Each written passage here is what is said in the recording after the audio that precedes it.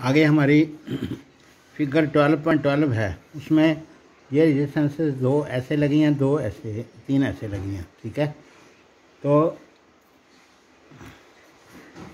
इसका सम थोड़ा सा टेढ़ा है। ठीक है, तो R1 जो है 10 ओम की, R2 40 ओम की। ये 10 ओम की,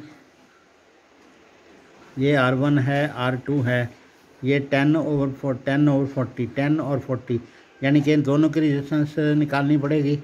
तो इन तीनों की रेजिस्टेंस अलग से निकालनी पड़ेगी। ठीक है, 10 और 40 की अलग, 30, 20 और 60 की अलग। ठीक है, तो बैटरी 12 वोल्ट की है। तो हम क्या करेंगे, 110 plus 140, 1/R is equal to, एक कम्बिनेशन में 1/10 प्लस 1/40 करेंगे तो हमारा आंसर 5/40 आएगा। तो ये कैसे आएगा, 10 और 40 का एलसीएम आ गया 40, तो यहाँ पर आ जाएगा 4 + 1, 5/40 आ गया 8 ओम रेजिस्टेंस। इसको रेसिप्रोकल करेंगे, 5/40 को और 40/5 करके 8 ओम रेजिस्टेंस आ गई। इसकी टोटल रेजिस्टेंस आ गई 8 ओम। दूसरी जो आ गई सिमिलरली 1/30 प्लस 1/20 प्लस 1/60। ठीक है, इसका एलसीएम आ गया 60, तो 2 + 3 5, 5 + 1 6/60, दैट इज़ 60/6, दैट इज़ 10 ओम। तो ये 8 ओम है और ये 10 ओम है। ये दोनों आपस में सीरीज में हो गई, दोनों आपस में सीरीज में हो गई। 10 + 8 इज इक्वल टू 18 ओम हो गई। ठीक है, तो करंट जो होगा इसमें भी और इसमें, दोनों का जो टोटल करंट है वो हमने निकालना है। तो I = B/R, that is 12 volt over 18 ओम। ठीक है, तो ये आ गया 0.67 एम्पियर। तो ये आ गई आपकी एग्जांपल जो थी 12.9। ठीक है, तो आगे इसका थोड़ा सा ये पढ़ लेते हैं। We have seen that in a series circuit the current is constant throughout the electric circuit. तो जब सीरीज में कनेक्शन होता है तो सारे सर्किट का एक ही करंट होता है। तो पैरेलल में हर एक रेजिस्टेंस का करंट अलग अलग होता है। This is obviously impracticable to connect a electrical bulb and an electrical heater in series।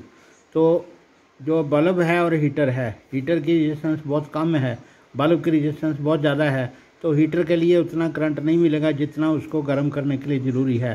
Because they need currents of widely different values of operate proper.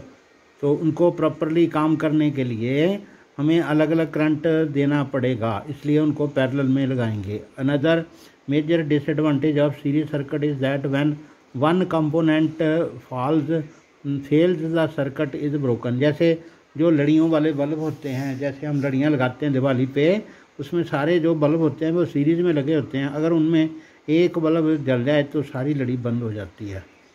If you have used fairy lights to decorate buildings in the festivals on marriage celebration etcetera, you might have seen the electrician spending a lot of time in trouble shooting। यानी कि जब भी कोई लड़ी बंद होती है तो उसको वो बल्ब निकाल के उसका कनेक्शन करना पड़ता है, रिप्लेसिंग द डेड बल्ब को यूज हटाना पड़ता है। Each has to be tested to find out which has fused और गॉन। यानी कि लड़ी को ठीक करने के लिए जब लड़ी बंद हो जाएगी तो उसको हर एक बल्ब को अलग से चेक करना पड़ेगा कौन सा बल्ब गया, तो उसको निकाल के उसकी जगह पे नया बल्ब लगाना पड़ेगा, जब तार को वैसे ही जोड़ देंगे। On the other hand parallel circuit divide the current through the electrical gadgets. ठीक है, तो घर में भी जितने वो लगते हैं सारे बल्ब, जो बल्ब हैं, ट्यूबें हैं, सारी चीज़ें जो होती हैं, प्लग होते हैं, वो सारा पैरेलल सर्किट होता है। इससे ये होता है कि पैरेलल सर्किट में टोटल रेजिस्टेंस भी कम हो जाती है। This is helpful particularly when each gadget has different resistance and requires different current to operate properly। उनको प्रॉपरली काम करने के लिए अलग अलग रेजिस्टेंस चाहिए होती है। तो ये भी पैरेलल सर्किट का बेनिफिट है, यानी इसमें बेनिफिट है कि पैरेलल सर्किट लगाने से अच्छा रहता है। तो आगे ये वाले जो क्वेश्चन हैं ये आपके फिर आगे हम करेंगे बाद में। Okay, thank you.